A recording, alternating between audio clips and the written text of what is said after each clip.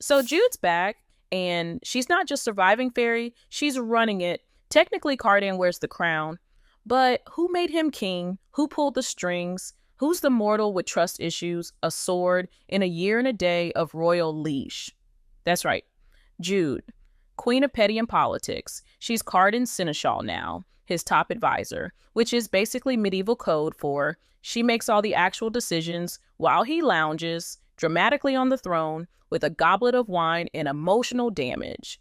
Meanwhile, her ex-boyfriend slash narcissist Loki is out here auditioning for most punchable face in fairy by becoming master of revels, aka professional party boy. Because of course he is.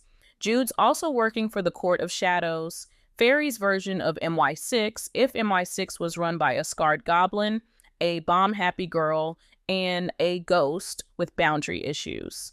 They've intercepted some spicy letters from Cardan's brother Balakin, still in prison after his last coup flop. And Jude decides, sure, let's add jailhouse espionage to the to-do list. Balakin's still smug, still terrible. But Jude poisons a guard and drags him out for interrogation because she's just built different. Turns out, Queen Orlog of the Undersea is stirring up trouble. Her daughter, Nikizia, she's the ex of Cardan. Current nightmare, definitely not over him. Back at home, Taryn, twin sister, Chaos Gremlin, shows up with wedding invites and some childhood toys as a peace offering. Jude throws them in the fire, naturally. Then Cardan gets attacked. Jude traces the threat back to Nicatia, jealous, trigger-happy, and conveniently trying to marry the king. So Jude's got 99 problems, and every single one of them has pointy ears. She's crashing in the royal palace now, which sounds glamorous until you realize she has to babysit Cardan, manage council politics, and stop an undersea war, all while pretending she's not one text away from slapping Loki with a chair. Cardan, meanwhile, is vibing, hosting wild parties, drinking too much, flirting like a man with zero consequences and maximum cheekbones. And Jude, she's stuck doing damage control for a guy who once told her he hated her more than anyone. The Living Council, aka the world's worst Zoom meeting, gathers to discuss big issues like, is Cardan responsible enough to rule? And why is the Sea Queen threatening to drown us all? Jude tries to warn them about Orlich's marriage scheme. They ignore her because she's a mortal girl and politics are for immortal gas bags with antlers. Later, Jude and her spy crew tear apart Cardan's bedroom looking for traps. She finds weird glass crystals full of memories, like a baby Cardan trying to win mommy's love by beating up another kid. Wholesome. At a feast, Nicatia corners Jude like, tell me why Cardan listens to you. Are you enchanting him? And Jude's like, nope, just emotionally manipulating him the old-fashioned way. Back home, Taryn is back on her nonsense, asking Jude to get Loki fired so he can be a better fiancé. Jude lies and says she'll try, but honestly, she's this close to feeding him to a Kelpie. Meanwhile, stories about Cardan's drunken escapades are spreading fast. And what better way to top it all off than with a fairy rager under the full moon? Jude goes, big mistake. Loki throws a twisted little party game called Let's Humiliate Jude Publicly and crowns her Queen of Mirth. Basically a cursed prom queen, but with more public shame and fewer snacks. She's forced to dance in smelly robes while the Fae laugh. Cardan dances with her. She tries not to feel anything. And just when she thinks things can't get weirder, the ocean delivers a threat. Cardan needs to marry Nicatia or fairy drowns. And the worst part, the council's new idea of diplomacy is to dangle Jude's little brother, Oak, like a new chew toy, because nothing says peace like child endangerment. So Jude's barely holding it together, spying, scheming, sword fighting, and now people are talking about using her baby brother as bait. Literally bait. For sea monsters? Jude's like, absolutely not. Everyone else, too late. We voted while you were glaring. Things are unraveling fast. Back in Spy World, Jude and the Roach go interrogate Cardan's long-lost mother, Lady Asha.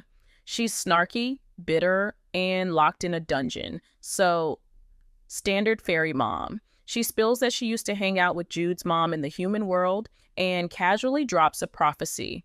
One of Eva's daughters will become a great weapon. Jude, is it me? Please say it's me. Meanwhile, the political tension between Jude and Cardan suddenly snaps. And by snaps, we mean they finally hook up. Yes. Jude, you repel him so much he's kissing you against the throne. Sure, girl, but right after that moment of hot, dumb weakness, Jude does what Jude does best, puts her feelings in a box labeled not now, maybe never. To shake off the chaos, she goes to Loke's house and finds him being Loke. Smug, shirtless, emotionally slippery. She pulls a knife on him, as one does, and basically says, "Stop messing with me, stop messing with Cardan, and most importantly, stop being the worst to my sister." Loke shrugs like, meh, maybe.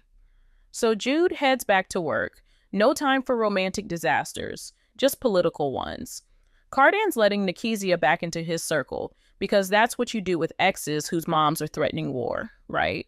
Jude's feelings, a disaster. Her allies, flaky. Her control, slipping. Her next move, either brilliant or suicidal. You know what's worse than a royal war, a traitorous ex, and political espionage?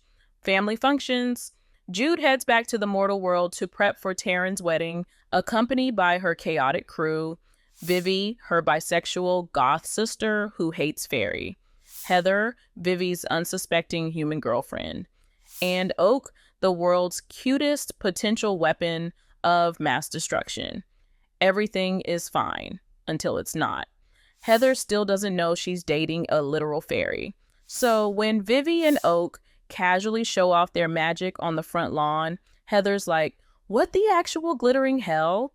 Jude has to talk her down and give her salt and rowan berries like, "Here, sprinkle this on your dinner." No, really, it's for protection, because that's normal now. Then Jude visits Grimson, a creepy cool blacksmith who might be supplying weapons to Nikezia.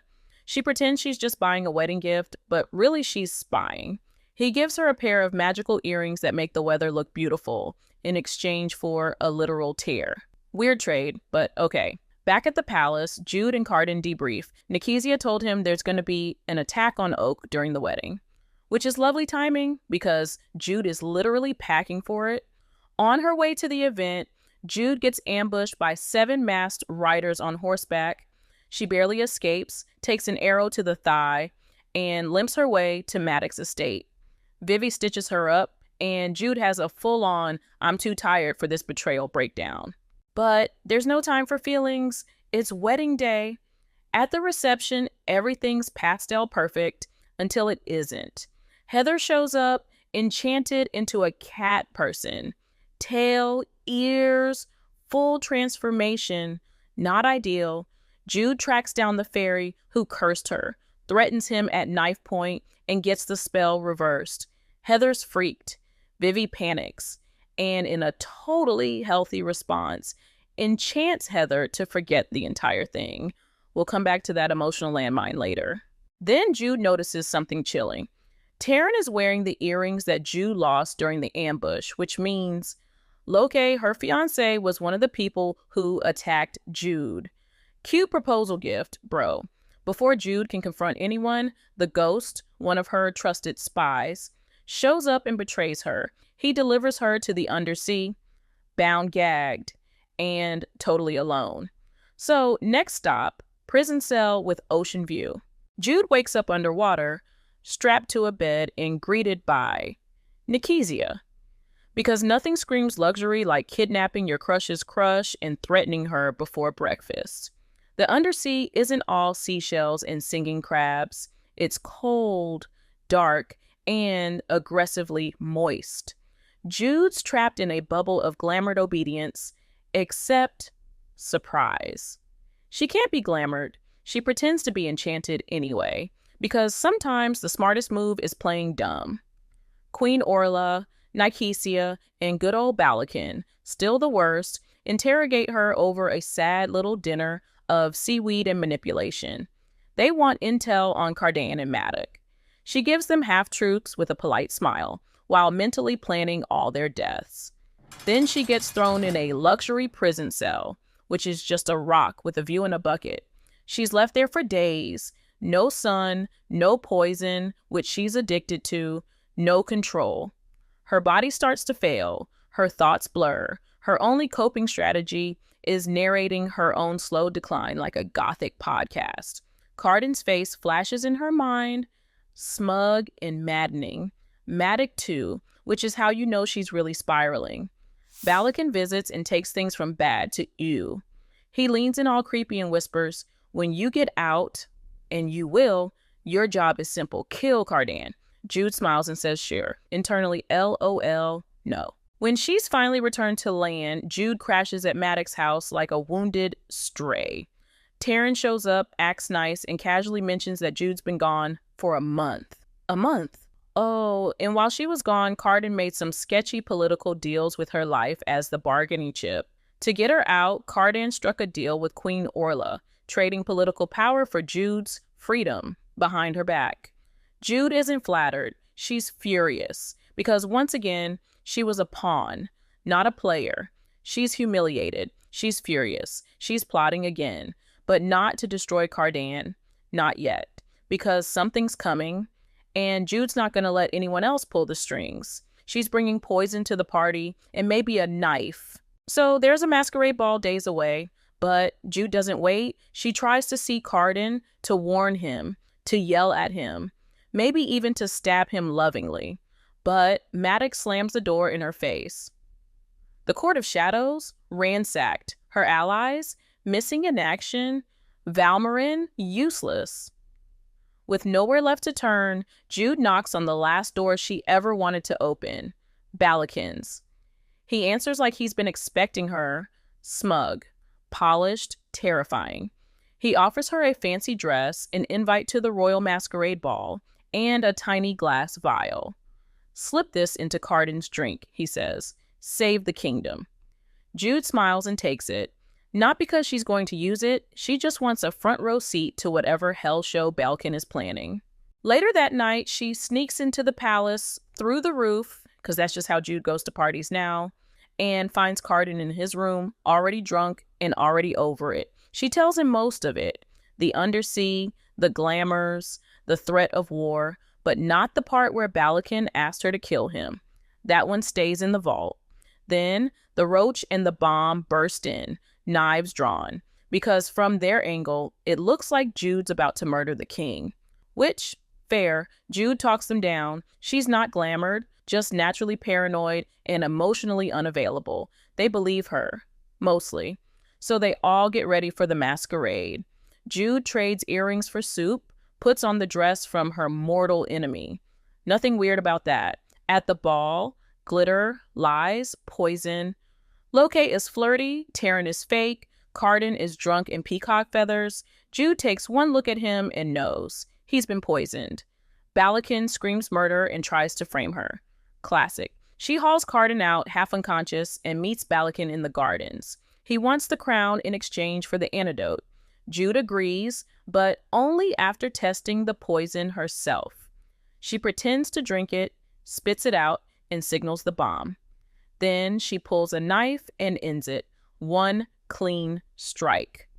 Balakin, dead. Back in Cardan's room, Jude expects chaos, or gratitude, or war. Instead, he says, "I granted the favor you asked for while you were gone." Jude freezes. She never asked for anything, which means Taryn impersonated her and made a royal deal in her name. So, Taryn pretended to be Jude, went to Cardan while she was still imprisoned underwater, and asked for what? Jude storms into the throne room to find out, limping, bloodied, and very much over everything. Cardan's sitting there like the world's smuggest cat. He explains oh so casually that she, or someone wearing her face, asked for a favor, and Cardan granted it. Now she owes him one in return, which in fairy is basically a binding magical contract. Jude is livid. Taryn just shrugs. Typical twin stuff, but make it politically catastrophic. Then Maddox shows up with big "my daughter's about to be queen" energy and announces Taryn and Loke's wedding is happening right now. Because if you're going to ruin your sister's life, you might as well do it in heels. The wedding is a glittering blur of betrayal. Jude is forced to stand next to Loke, the guy who emotionally tortured her, tried to kill her, and still smirks like he invented lying. Taryn says her vows like she didn't just nuke her own bloodline. Meanwhile, Jude pulls Carden aside and demands answers. Why did he let Taryn impersonate her? Why did he make a deal without confirming it was really her? Carden dodges. He's calm, too calm, and then he drops the final bomb. You wanted power? Congratulations, I'm making you queen. Jude freezes, blinks, tries to remember how breathing works. This wasn't the plan, but it's already done. Carden announces her as his high queen in front of the entire court. No escape, no undoing it. And that's when she realizes he played her, not cruelly, not out of spite, but because he knew she wanted power and he wanted out of being the puppet king she controlled. He gave her everything, so she couldn't take anything from him ever again. And then, like it's nothing, he says, I hope you can forgive me one day. And walks out, leaves her there, reeling, furious, and crowned. Jude Duarte, mortal girl, political assassin, high queen of Elfhame, but not loved, not trusted, and definitely not in control.